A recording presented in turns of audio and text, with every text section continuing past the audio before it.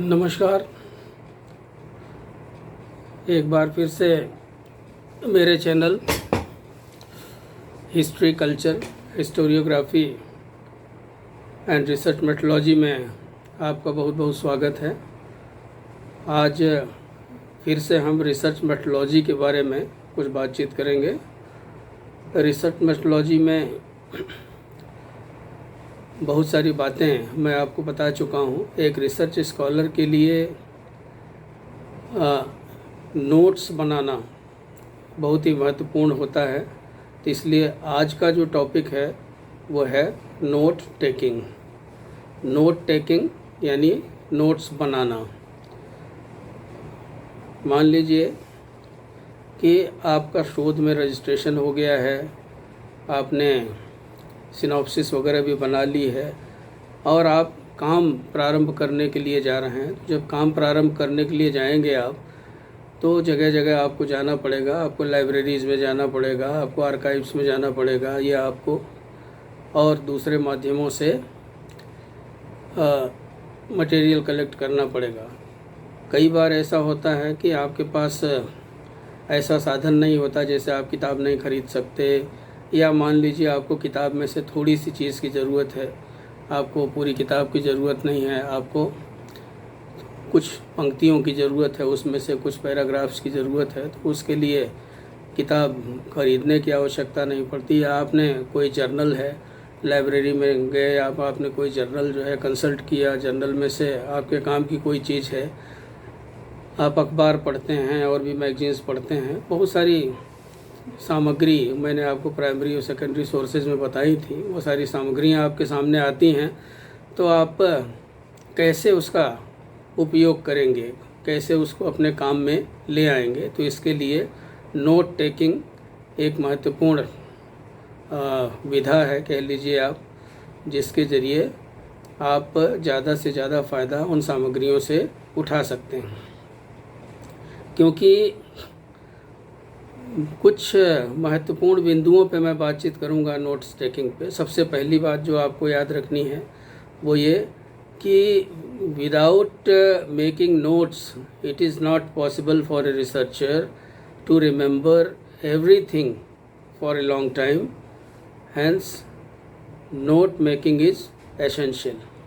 क्योंकि बिना नोट्स बनाए एक शोधकर्ता के लिए, एक अनुसंधानकर्ता के लिए यह संभव नहीं है कि बहुत सारी बातों को वो लंबे समय तक याद रख सके। जैसे हम कोई चीज़ पढ़ते हैं तो पढ़ने के बाद उस समय तो वो हमारी मेमोरी में रहती है, लेकिन बाद में धीरे धीरे हम भूल जाते हैं। जैसे मान लीजिए हम क्लास में बैठे हैं, हमारे अध्यापक, हमारे प्रोफेसर हमें पढ़ा रहे हैं, उस समय तो बहुत अच्छा लगता है।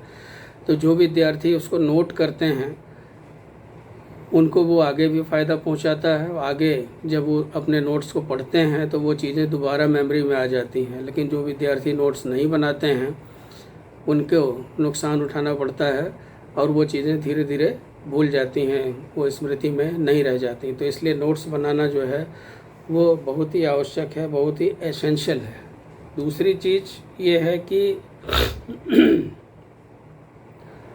Preparing notes is essential from the beginning and till the completion of your project. Notes बनाना प्रारंभ से लेकर के आपके प्रोजेक्ट के समाप्त होने तक बहुत आवश्यक है। ये प्रक्रिया निरंतर चलती रहती है, क्योंकि निरंतर आप नई नई सामग्रियों से आपका परिचय होता रहता है, नई नई बातों की जानकारी आपको मिलती रहती है। इसलिए ये एक निरंतर चलने वाली प्रक्रिया है। यहाँ तक कि मैं आपको बता दूं कि आपका प्रोजेक्ट पूरा हो जाएगा, आप उसको सबमिट कर देंगे, फिर भी आपको, चूँकि अब आपका मस्तिष्क उस दिशा में कार्यरत हो जाता है, आपके दिमाग को एक डायरेक्शन मिल जाती है, एक दिशा मिल जाती है, तो इसलिए हमेशा वो इस तरह की बातें सोचता रहता है कि हमें कहाँ से मटेरियल मिले। तो ऐसा नहीं कि कोई कार्य आपने अपनी थीसिस जमा कर दी, अपना प्रोजेक्ट पूरा कर दिया, सबमिट कर दिया, तो फिर उसके बाद ये प्रक्रिया ख़त्म हो जाएगी। ये प्रक्रिया निरंतर चलती रहती है, जीवन भर चलती रहेगी।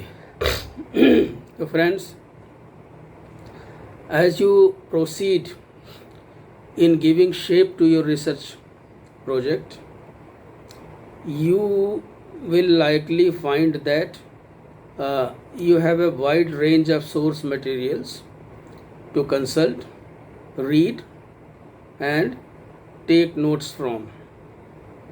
तो जैसे जैसे आप आगे बढ़ते जाएंगे अपने शोध परियोजना को पूरा करने की दिशा में, वैसे वैसे जो है आपको तरह तरह की सामग्री प्राप्त होगी, वाइड रेंज ऑफ मटेरियल्स, तरह तरह की सामग्री प्राप्त होगी जिसको आपको कंसल्ट करना होगा, जिनसे आपको नोट्स बनाना होगा और उसको अपने उपयोग में ले आना होगा. Friends, this is sheer waste of time unless the researcher knows what to take down, how to take down, how to classify and how to arrange what is taken down. बहुत अच्छी बात है. इतिहासकार बी शेख अली कहते हैं कि you must know, आपको अवश्य जानना चाहिए क्या, कि व्हाट टू टेक डाउन, कि आपको क्या नोट करना है, किस चीज़ पे नोट्स बनाना है. जब आपको पता ही नहीं रहेगा तो आप किस चीज़ पे नोट्स बनाएंगे. दूसरी चीज़, आपको ये पता होना चाहिए कि कैसे नोट्स बनाना है, आप कैसे नोट्स बनाएंगे. ऐसा नहीं है कि आप अनर्गल, आपने कोई किताब देखी उसमें से वैसे ही उतार लिया, उसके भी कुछ तरीके होते हैं, तो उनका प्रयोग आपको करना पड़ेगा. और हाउ टू क्लासीफाई, कैसे आप जो मटेरियल आपको मिलेगा नोट्स बनाने के पहले आप उसका वर्गीकरण कैसे करेंगे, कैसे उसको आप वर्गीकृत करेंगे, कैसे आप उसको क्लासीफाई करेंगे और कैसे उसको आप अरेंज करेंगे, यानी कैसे आप उसको व्यवस्थित करेंगे. तो remember 4 things: how to take down notes, what to take down, how to classify your material and how to arrange your material. तो मित्रों, नोट्स बनाने के पहले इन बातों पे आपको ध्यान देना आवश्यक है. Taking notes is a key part of the research process because it helps you learn and allows you to see your information in a useful visual way. तो मित्रों, नोट्स लेना और नोट्स बनाने की प्रक्रिया ये आपके लिए बहुत ही सहायक सिद्ध होती है, क्योंकि ये जो सूचनाएं आपको प्राप्त हुई हैं उन सूचनाओं को आप किस तरह से अपने उपयोग में बहुत अच्छी तरह से ले आ सकते हैं और कैसे उनका इस्तेमाल कर सकते हैं, कैसे वो आपके लिए लाभप्रद हो सकती हैं.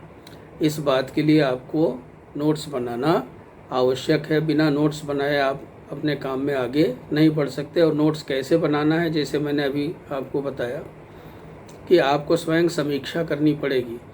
आपको जो भी मटेरियल आप लेते हैं, इसीलिए मैं आपको बताऊंगा, एक टॉपिक और आपको बताऊंगा, पुस्तक समीक्षा.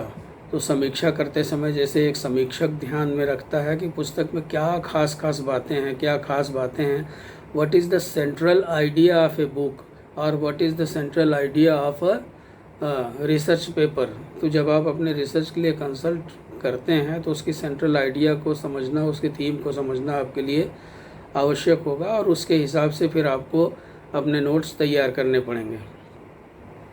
Friends, write down every fact or note that may be of use to you in your research project or research paper or whatever you are doing in the field of research. Or don't write down things you already know. So this will be sheer waste of time. So don't write down don't write down every fact and don't write down whatever मतलब what you already know or would never include in your finished work. ऐसी भी चीज़ें आप note मत कीजिए जिनका आपको उपयोग नहीं करना है। तो इसलिए जो है सबसे बड़ी बात यह है, नोट्स बनाते समय आपको ये ध्यान में रखना है कि जो बातें आप पहले से ही जानते हैं, जिन पर आपकी अच्छी पकड़ है, ऐसी बातों को लिखने से केवल जो है वो समय की बर्बादी होगी। This will be only waste of time. तो don't waste your time is precious. Your project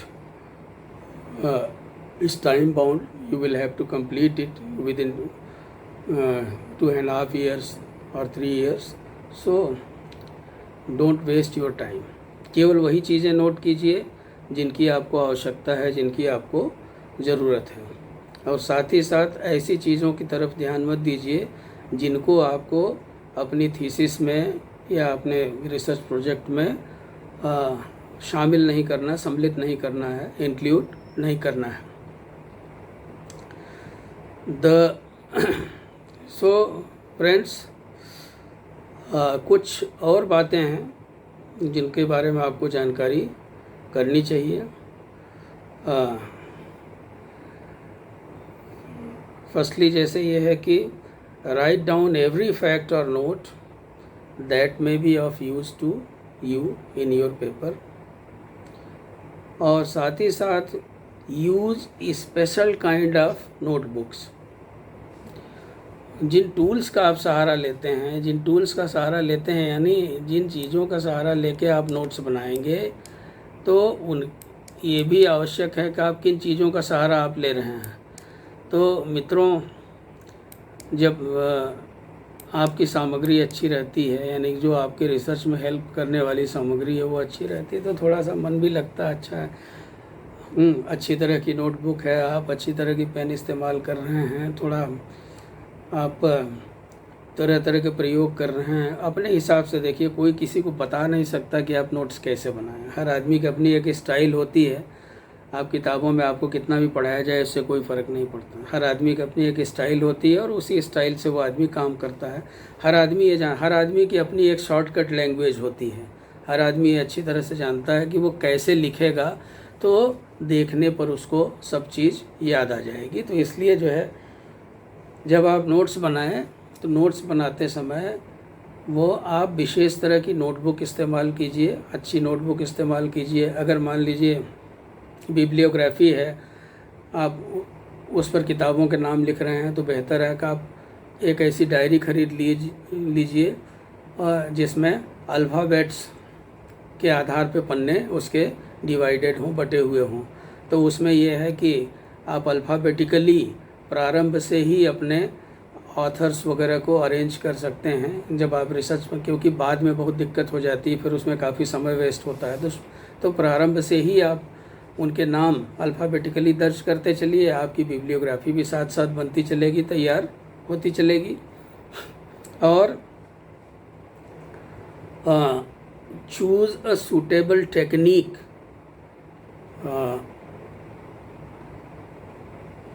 of taking notes. Organize these notes so that you will be able to work well. एक अच्छी टेक्निक बहुत आवश्यक होती है, क्योंकि देखिए जितनी अच्छी टेक्निक होगी, जितनी अच्छी तकनीक होगी, उतने अच्छे आपके नोट्स बनेंगे। तो इसलिए अच्छी तकनीक इस्तेमाल करके आप नोट्स बनाएं। जैसे मैंने अभी पहले कहा कि सबकी अपनी स्टाइल होती है, और laser method is inappropriate for history writing. बहुत सारे जैसे कॉमर्स वगैरह के विद्यार्थी हैं तमाम, या इकोनॉमिक्स के विद्यार्थी हैं, तो वो सब लेज़र मेथड इस्तेमाल करते हैं, लेकिन इतिहास में लेज़र मेथड की इतनी उपयोगिता नहीं रहती। तो इसलिए आप लेज़र मेथड जैसे बहुत सारे इस तरह के चार्ट्स वार्ट्स बना के उसमें डेटा भर के इस तरह से करके आंकड़े, तो इस तरह का मेथड इतिहास के विद्यार्थियों में बहुत उपयोगी नहीं होता है। कभी कभार ज़रूरत पड़ती है, अगर उस तरह का टॉपिक है तो आप उसको इस्तेमाल कीजिए। Registered documents in the memory, but one can remember all the material that one reads is hardly justifiable। आप जो है, आपने मान लीजिए जैसे कोई किताब पढ़ी आपने इतिहास में, तो किताब पढ़ते समय बहुत सारे फैक्ट्स आपके दिमाग में, आपके स्मरण में रहेंगे, आपकी स्मृति में रहेंगे, लेकिन वो लंबे समय तक रहेंगे, आप जो है हमेशा उनको याद रखेंगे, ये जस्टिफाइएबल नहीं है। बार बार दोहराते रहेंगे। जैसे अब मनुष्य सवेरे आप पूजा करते हैं, पूजा पाठ करने में आप अपने धर्म ग्रंथ की किताबें पढ़ते हैं, गीता है, बाइबल है, कुरान है, रामचरितमानस है, जो भी आप पढ़ते हैं, तो बार बार पढ़ने पर वो आपकी स्मृति में रह जाती है, आपको याद रह जाती है। लेकिन वो भी अगर आप मान लीजिए 4-6 महीना छोड़ दीजिए तो फिर वो भूलने लगता है, वो आपको याद नहीं रहता। तो इसलिए नोट्स इसीलिए बनाते हैं कि जिससे कि कोई बात आपके स्मृति में लंबे समय तक रहे। अगर मान लीजिए आपकी स्मृति में सुप्तावस्था में कोई बात है, जैसे ही आप अपने नोट्स खोलेंगे वो आपको याद आ जाएगा। तो इसलिए नोट्स बनाना एक बहुत बड़ी कला है, और नोट्स में यही करना चाहिए। जैसे कविवर बिहारी कहते थे, आपने हिंदी में पढ़ा होगा ना, गागर में सागर भरना, बिहारी के लिए कहा जाता था, वो गागर में सागर भर देते हैं। तो यहाँ भी आपको यही काम करना है, गागर में सागर भरना है। कम शब्दों में आप ज़्यादा से ज़्यादा बातों को नोट कीजिए। तो notes must be classified and pre arranged in proper manner so that the researcher can do his work smooth and well. ये मैंने अभी पहले भी कहा ऊपर कि नोट्स जो है वो अच्छी तरह से वर्गीकृत होने चाहिए और पूर्व नियोजित होने चाहिए, पहले से ही जो है वो अरेंज्ड होने चाहिए, पहले से ही उसको पूर्व व्यवस्थित होना चाहिए, जिससे कि आपका काम आगे आसानी से बढ़े। Researcher friends while taking notes must divide his work in different chapters according to his synopsis। Synopsis के आधार पर अपने कार्य को एक रिसर्चर को विभिन्न चैप्टर्स में बांटना पड़ता है। ये मैं आपको सिनॉप्सिस बनाते समय भी पहले भी बता चुका हूँ, और उन चैप्टर्स के हिसाब से आपको नोट्स बनाने में बहुत आसानी रहेगी। और तो उस हिसाब से आप नोट कार्ड्स ले लीजिए, मार्केट में मिलते हैं। Using note cards is a great way to arrange research information. Mass market में नोट कार्ड्स मिलते हैं, आप उनको ले लीजिए। Visually they are easy to shift and rearrange accordingly to any scheme, chronological, geographical, topical, और इन एनी अदर वे। आप किसी भी तरह से, जैसे जब आप अलग अलग कार्ड्स पे आप नोट्स बनाते हैं, कुछ करते हैं, कई बार क्या कार्ड्स को अरेंज करना, उनको इकट्ठा करके रखना चैप्टर वाइज, ये आपके लिए आसानी हो जाती है। या आप अलग अलग तरह के नोट पैड्स ले लें, आप 8-10 नोट पैड्स खरीद लें, उन नोट पैड्स में जिस चैप्टर से संबंधित आपका मटेरियल है, उन नोट पैड्स के ऊपर आप उनको लिखें और उनको अच्छी तरह से व्यवस्थित करें। और ये आपको ध्यान रहे कि जो भी कार्ड आप इस्तेमाल कर रहे हैं या जो भी आप नोट पैड इस्तेमाल कर रहे हैं, उसका जो प्रत्येक पन्ना है वो ऐसा होना चाहिए कि उसमें जो है एक कार्ड में या एक पेज पे, ध्यान दीजिए, एक कार्ड में या एक पेज पे केवल एक सिंगल आइडिया होनी चाहिए। ऐसा नहीं कि आपने 4-5 बातें एकदम गड्ढम गड्ढ कर दी, मिक्स कर दी उसी में। तो 1 आइडिया इन 1 कार्ड और इन 1 पेज। तो ये आपके ध्यान में रहे, इसको आप अच्छी तरह से जो है याद कर लीजिए, समझ लीजिए। तो इस तरह से जो है each card should never contain more than a single idea. जो मैंने आपको बताया ये आप ध्यान दीजिए। Have a bibliography card for each source.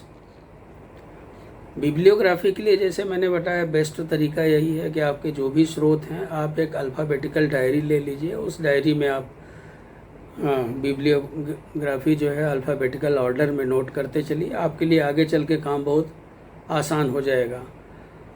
और उसके अलावा जो नोट कार्ड्स हैं, have note cards for every major idea that the source discusses. जो भी बड़े बड़े विचार हैं जो आपको लगता है कि आपकी थीसिस को प्रभावित करने वाले हैं, तो उन सबको आप नोट कार्ड में बहुत अच्छी तरह से नोट कीजिए। और साथ ही साथ ये भी आप ध्यान में रखिए कि the same details must not be repeated, कि उस तरह के जो डिटेल्स हैं, ये सारे डिटेल्स जो है बार बार ऐसा नहीं है कि 10 कार्ड पे एक ही बात लिखी हो, ऐसा नहीं होना चाहिए। हाँ, 10 अलग अलग लोगों के विचार हैं तब तो बात समझ में आती है, लेकिन एक ही बात क्या होता है कि बार बार नोट कर लेना वो ठीक नहीं होता है। तो इसलिए आपके दिमाग में ये बहुत अच्छी तरह से बहुत क्लियर होना चाहिए कि आपको क्या करना है, किस तरह से करना है। और कोटेशंस, आखिरी बात जो कहूँगा, नोट टेकिंग में बातें तो बहुत हैं, लेकिन जो खास बिंदु हैं उस पर मैंने चर्चा की। कई बार क्या होता है कि हम कोटेशंस ले लेते हैं किसी राइटर के, तो quotations of great writers are to be quoted in their language, और जैसे वो हैं उसी तरह से। जब मान लीजिए हमने किसी राइटर का हमने जो है हमने कल्हड़ को कोट किया, हमने जो है मेगास्थनीज को कोट किया, हमने किसी और वी.ए. स्मिथ को कोट किया, हमने किसी बड़े राइटर को कोट किया, तो कोट करते समय उनकी अपनी भाषा में जैसा उन्होंने लिखा है वो हमें इन्वर्टेड कॉमा में करके उसको कोट करना चाहिए। कोटेशंस में ये ध्यान रखना चाहिए। तो इस तरह से आप नोट्स बनाएंगे, नोट्स बना के आप आगे बढ़ने का प्रयास करेंगे, तो आपका काम यहीं से स्टार्ट होता है और शोध करने में आपको मज़ा आएगा, शोध करने में आपको आनंद आएगा। अन्यथा अगर आप ये सोचेंगे कि बिना पूरी तैयारी के, जैसे एक योद्धा जब मैदान में उतरता है, रण क्षेत्र में उतरता है, तो रण क्षेत्र में उतरने के पहले वो पूरी तैयारी करता है, अपने अस्त्र शस्त्र दुरुस्त करता है और उसके बाद फिर वो मैदान में उतरता है और आगे क्या होने वाला है इसका भी थोड़ा अनुमान लगा लेता है। तो यही बात एक रिसर्चर के लिए भी है। एक रिसर्चर भी एक योद्धा है, वो शिक्षा रूपी, ज्ञान रूपी रण क्षेत्र में उतर रहा है, तो इसलिए उसको पूरी तैयारी के साथ उतरना चाहिए। मित्रों, आपको जहाँ तक मैं समझता हूँ कि नोट टेकिंग के संबंध में जो महत्वपूर्ण बिंदु हैं वो समझ में आ गए होंगे, और अगर समझ में आ गए हों तो फिर आप इस पे कमेंट अवश्य कीजिए और मेरे चैनल को लाइक कीजिए और सब्सक्राइब कीजिए। नमस्कार, बहुत बहुत धन्यवाद आपको। आप आगे बढ़ें और शोध के क्षेत्र में आप बहुत अच्छा करें, कुछ चमत्कार करें, यही मेरी कामना है। एक बार फिर से बहुत बहुत धन्यवाद और नमस्कार।